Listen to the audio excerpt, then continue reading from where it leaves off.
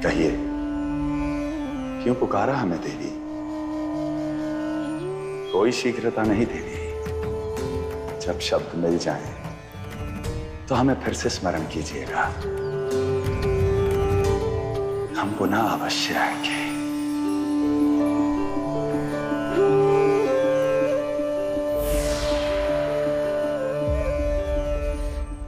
महादेव, क्या राजकुमारी सती से कुछ भी ना कहा गया माता? इसमें उनका क्या दोष? हमारे महादेव का रूप ही ऐसा है कि जो भी दर्शन पाले वो वही रम जाए। सती भी उनके दर्शन पाकर अपनी सुध बुध खो बैठी थी। और जब मन मोहित हो जाता है तो ना ही मन में प्रश्न आते हैं और ना ही अधरों पर शब्द। जिस क्षण की हमें इतनी प्रतीक्षा थी, जब वो क्षण हमारे सम्मुख आया तो हमने शब्द रह गए। हमारा ये प्रयास व्यर्थ चला गया। आपका प्रयास नहीं गया पुत्री, नहीं गया पुत्री।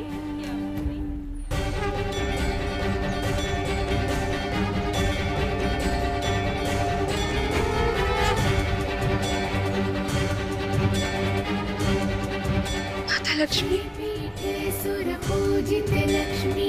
प्रणाम माता। सौभाग्यवती भव। पूछिए पुत्री, और हमारी बात ध्यान से सुनिए। आपकी भक्ति सदैव पवित्र थी, क्योंकि उसमें ना ही किसी प्रकार का लोभ था और ना ही किसी प्रकार की अपेक्षा थी। भक्ति? परंतु हमने तो शिव को केवल इसलिए पुकारा था क्योंकि आप चाहती हैं कि शिव आपके पिता से क्षमा मांगे। महादेव शिव शंभु के विषय में आपको जो कुछ भी ज्ञात है वो पूर्ण रूप से सत्य नहीं है। आपके पिता प्रजापति दक्ष महादेव से बैर रखते हैं। इस कारण उनके मन में शिव के प्रति द्वेष है, परंतु वास्तव में शिव के मन में ना ही कोई अहंकार है और ना ही कोई घृणा। तो माता, उन्होंने हमारे पिताश्री का अपमान क्यों किया? नहीं, दक्ष ने सबके सामने उनका घोर अपमान किया था, फिर भी शिव ने उन्हें अपना शत्रु नहीं माना। यदि मानते तो अब तक उनका संहार कर चुके होते।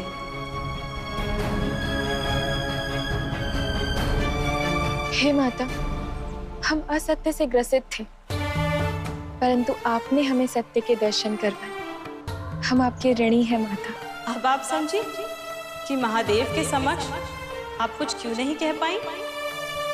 क्योंकि हमारे मुख से तो केवल असत्य निकलता और शिव के सम्मुख कोई असत्य नहीं कह सकता। तो फिर आप पवित्र मन से पुनः अपने शिव को पुकारिए, वो अवश्य आएंगे।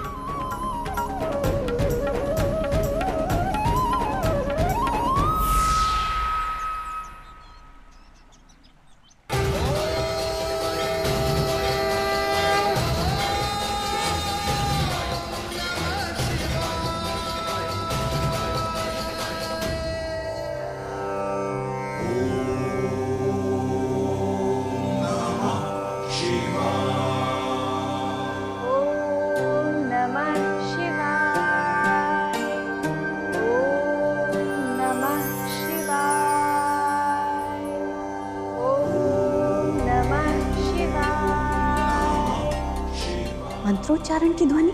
ओम नमः शिवाय, ओम नमः शिवाय, ओम नमः शिवाय। सती, प्रजापति दक्ष के महल में शिव का पूजन, मंगलकारी महादेव का पूजन अमंगल कैसे हुआ माता? ये आपको क्या हो गया है पुत्री? एकाएक शिव की इतनी भक्ति। शिव भक्ति तो हमारे भीतर ही थी माता, केवल उससे भेंट अभी अभी हुई है। सती, प्रतीत होता है आपको किसी ने भ्रमित कर दिया है। माता, भ्रम में तो हम इससे पूर्व थे, जागे तो अब है, और जगाने वाले भी वही है। आपकी सती अब शिव की भक्ति किए बिना नहीं रह सकती। पुत्री, शिव का सत्य जानने के पश्चात भी तुम उनकी आराधना कर रही हो। पिताश्री ने शिव से बैर रखा, परंतु शिव ने तो कभी भी पिताश्री को अपना शत्रु नहीं माना।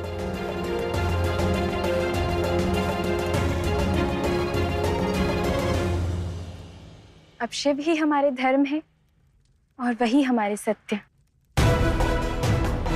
तो हम भी हमारे स्वामी से मिथ्या नहीं कह सकते। आपकी माता होने से पहले हम राजा दक्ष की पत्नी हैं। आज नहीं तो कल उन्हें इस सत्य का ज्ञान अवश्य होगा और तब आप परिणाम के लिए प्रस्तुत रहें। हम प्रस्तुत हैं माता, क्योंकि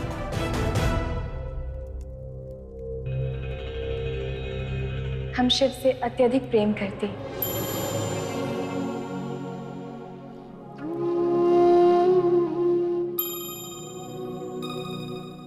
और हम भी अपने इष्ट से ये प्रार्थना करेंगे कि आपका ये मोह अस्थायी हो, क्योंकि ये प्रेम नहीं माया है। सोते जागते हम केवल शिव की कल्पना में ही खोए रहते हैं माता। हर ध्वनि में केवल शिव सुनाई देता है। ये प्रेम नहीं तो और क्या है माता? ओम नमः शिवाय। इसे ही कहते हैं नियति का परिहास। हम समझे नहीं माता। जिन महादेव के प्रति दक्षराज को अपार घृणा थी, उन्हीं की दिव्य पुत्री को प्रेम होना था, तो वो भी किनसे? उन्हीं महादेव से। महादेव से?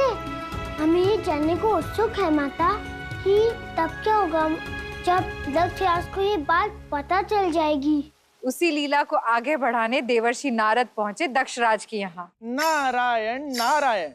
स्मरण है आपको भ्राता, जब हमारे डमरू बजाने से पुत्री सती ने अपनी मुष्टि खोली थी और उसमें से एक रुद्राक्ष निकला था, तब आप हम पर क्रोधित हो गए थे, क्योंकि आपको ऐसा लगता था कि हम आपके शत्रु शिव के साथ मिले हुए हैं। तो आज अकस्मात उस घटना की चर्चा क्यों? क्योंकि आज हम प्रमाणित कर देंगे कि हम उस अघोरी शिव के नहीं, आपके हितैषी हैं। नारायण नारायण। किंतु हमें चिंता सता रही है। आप तो जानते ही हैं उस मायावी शिव को, उसका कोई विश्वास नहीं। वो आपको नीचा दिखाने के लिए पुत्री सती को भी भ्रमित कर सकता है। और इससे पूर्व कि कुछ ऐसा हो, आप पुत्री सती का स्वयंवर रखवा दीजिए। एक से बढ़कर एक सुकुमार राजकुमार आएंगे और जो भी पुत्री सती को भाएगा वो स्वेच्छा से उनके गले में वरमाला डाल देंगे। नारायण नारायण। परंतु अपनी पुत्री के लिए उचित वर का चयन हम स्वयं क्यों नहीं कर सकते? तो अंतिम निर्णय तो आपका ही होगा। यदि आप ये अवसर पुत्री सती को भी देंगे तो उनके हृदय में प्रजापति दक्ष के लिए और भी सम्मान बढ़ जाएगा। तो ठीक है, समस्त राज्यों में तत्काल ये सूचना पहुंचा दो कि प्रजापति दक्ष की पुत्री सती के भव्य स्वयंवर का आयोजन किया जा रहा है। नारद जी ने दक्षराज को ऐसा सुझाव क्यों दिया? क्या वो सती के प्रेम के विरुद्ध थे? यदि देवर्षि नारद ऐसा उपदेश नहीं देते तो दक्षराज स्वयं ही अपनी पुत्री के लिए वर चुन लेते, जिसके पश्चात सती अपने पिता की इच्छा का अनादर नहीं कर पाती और उनका शिव प्रेम वो भी अधूरा रह जाता।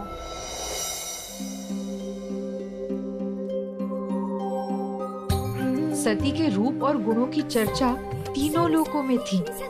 इसी कारण देश विदेश के योग्य राजकुमार, यहाँ तक कि कई देवता भी सती से विवाह करने की अभिलाषा लिए हुए उनके स्वयंवर में पहुंचे।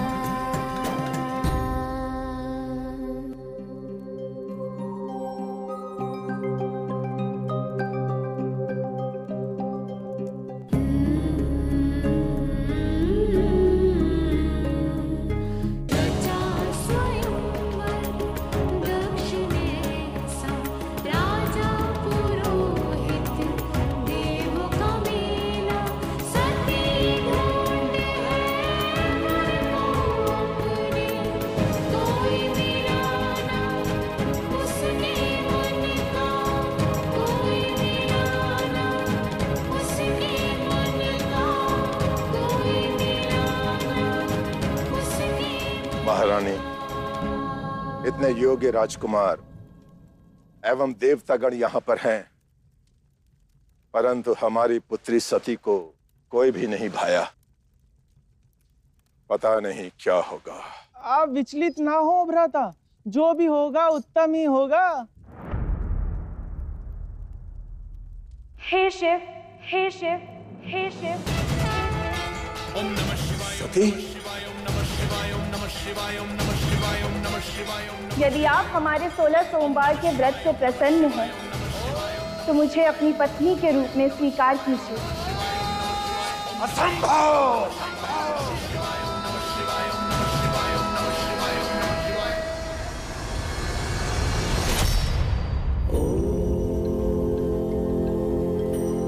ओम नमः शिवाय। ओम नमः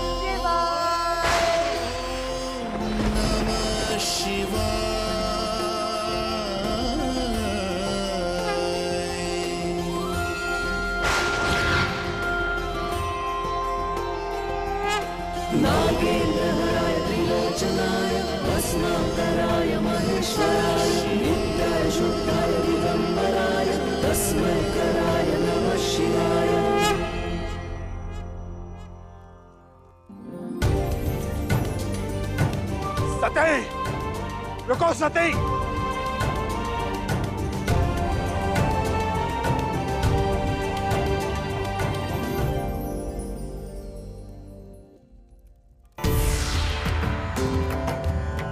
शिव, रुको शिव।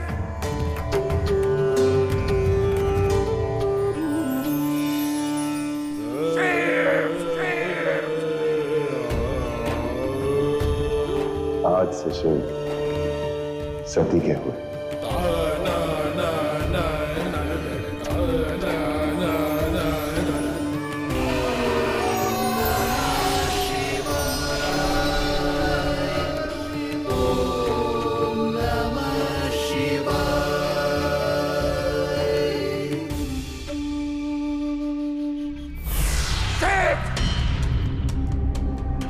दोस्त मायावी, कहाँ हो तुम? इस धूर्तता के लिए प्रजापति दक्ष तुम्हें कभी क्षमा नहीं करेंगे। उस घटना के पश्चात दक्ष राज ने अपने क्रोध की सारी सीमाएं तोड़ दी, अपनी प्रिय पुत्री का परित्याग कर दिया। सती को अपने पिता के व्यवहार से कष्ट तो बहुत पहुंचा, परंतु वो अब कैलाश में महादेव के साथ वास करने लगी थी। फिर क्या हुआ माता? फिर क्या, कई वर्ष बीत गए। एक दिन देवी सती ने कई देवता गणों को आकाश मार्ग से कहीं जाते हुए देखा। वास्तव में प्रजापति दक्ष ने एक महायज्ञ का आयोजन किया था। उस समारोह के लिए उन्होंने सभी देवताओं को आमंत्रण भेजा था, केवल महादेव और देवी सती के अतिरिक्त। देवी, बिना निमंत्रण वहां जाना उचित नहीं। स्वामी, गुरु, मित्र या पिता के यहाँ जाने के लिए किसी निमंत्रण की आवश्यकता तो नहीं। यदि आप अनुमति दे तो क्या मैं वहां चली जाऊं? अभी की ये परिस्थिति अपवाद है प्रिय। आपके पिता दक्षराज के मन में हमारे लिए कटुता के अतिरिक्त और कुछ भी नहीं। परंतु स्वामी, समय तो हर कटुता को नष्ट कर देता है ना। और हमें पूर्ण विश्वास है, इतने वर्षों के बाद पिताश्री जब हमें देखेंगे तो वो अपना क्रोध भुला देंगे। हम पर विश्वास कीजिए प्रभु, हम आपका अपमान कभी नहीं होने देंगे।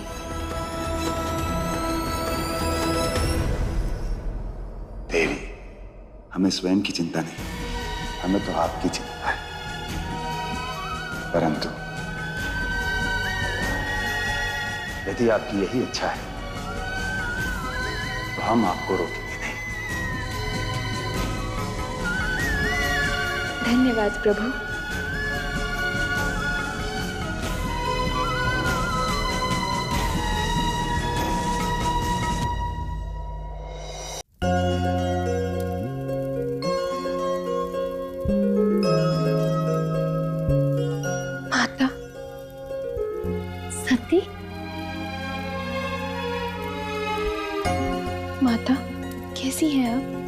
पहले जैसे भी थे अब अच्छे हैं। इतने समय पश्चात आपको जो देख लिया। क्या हुआ पुत्री, आप अपने मायके में आकर प्रसन्न नहीं हैं? माता, पिताश्री ने इतने बड़े यज्ञ का आयोजन किया, सभी देवताओं को निमंत्रण दिया, केवल एक मेरे स्वामी को छोड़कर। ऐसा नहीं है पुत्री, संभव है भूल गए हम। नहीं भूले हैं हम कुछ भी।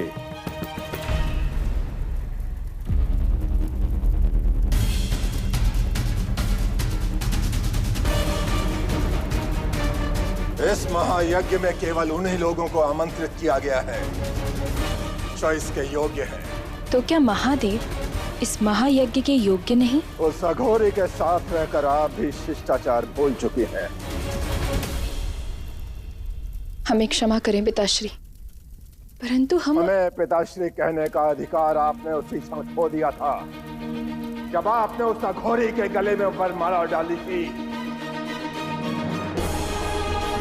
आप हमारे लिए चाहे कुछ भी कहें,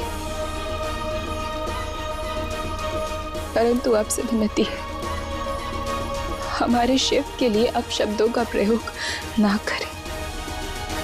वो दुष्ट है, वो मायावी है। उसने आपको भ्रमित किया था हमसे प्रतिशोध लेने के लिए। जैसा उसका रूप है वैसे ही उसकी वेशभूषा भी है। बस बस कीजिए पिताश्री, बस।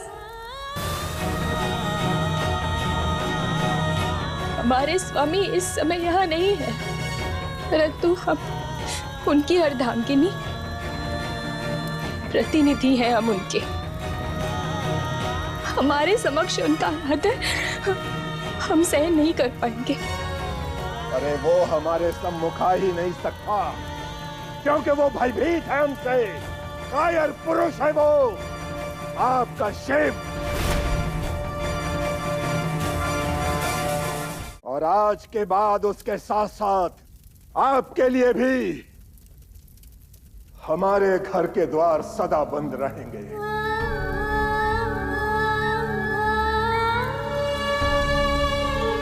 नहीं कहेंगे हम आपको पिताश्री, क्योंकि इस शब्द का, उससे जुड़े संबंध की गरिमा को आपने धूल में मिला दिया। मना किया था उन्होंने हमको, किंतु हमने हट करके यहाँ आना चाहा। शांत हो जाइए पुत्री, आपके पिताश्री क्रोधित हैं। क्रोध में उन्होंने ये बातें आपसे कही हैं। नहीं माता, हमने उन्हें वचन दिया था कि उनका अनादर कभी नहीं होने देंगे, परंतु आज यहाँ हमारे समक्ष हमारे पति का अपमान हुआ है। और जब तक हम जीवित रहेंगे, पिताश्री के मुख से निकले हुए ये अपशब्द हमें स्मरण कराते रहेंगे कि कितनी बड़ी भूल की थी हमने अपने स्वामी की बात को न मानकर। स्वामी, अभी यदि हम आपको पिता माने से मना कर भी दें, तब भी पिता पुत्री का ये संबंध समाप्त तो नहीं होगा जब तक हम जीवित हैं।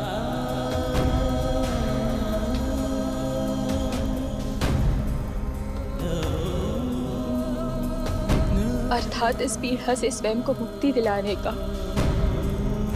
और अपने स्वामी से किए वचन को रखने का अब केवल एक ही उपाय है।